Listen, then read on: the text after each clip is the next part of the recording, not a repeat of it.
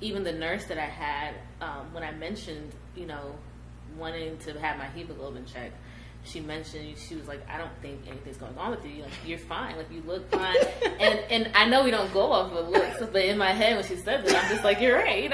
Like, I don't feel what I was feeling last time. And so I was actually almost about to ignore the data, but you and Dr. Amber had reached out, and you guys were like, hey, your stress is remaining high, so you probably want to get that checked. But I had to push back with that because the nurse didn't feel like I looked like I needed a blood transfusion. She wasn't going to give it to me. So I was asking if I could just have like maybe an iron transfusion or something, iron infusion, or something of that nature. And I think when they first checked my hemoglobin, it was at a level that was safe to them. Right, it was like 7.9. Yeah. So they didn't want to check it again. But my stress was high, and so I kept having to push back. You encouraged me to advocate. You encouraged me to just keep asking and just talk about the fact that I'm fearful of the same thing happening as last time. So the nurse finally just, gave in and checked the blood, and I'm thinking still that nothing was going to come back, but I was like, it's just better safe than sorry. And when it came back, it was, I think, 5.1. It was low. Yeah.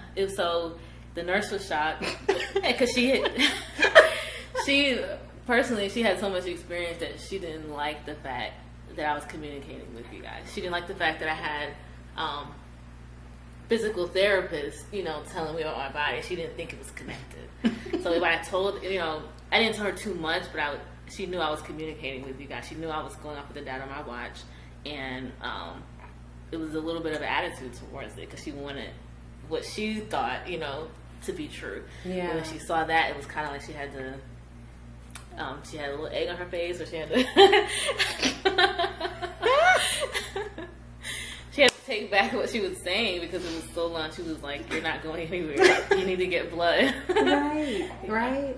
And Monique, I love that you stood up for yourself. I was just talking to a group of ladies today, and they're actually going to be OBGYNs, and they said, I love that you all have this data because it should be enough that a mom asks us to look into her symptoms, but sometimes it's not.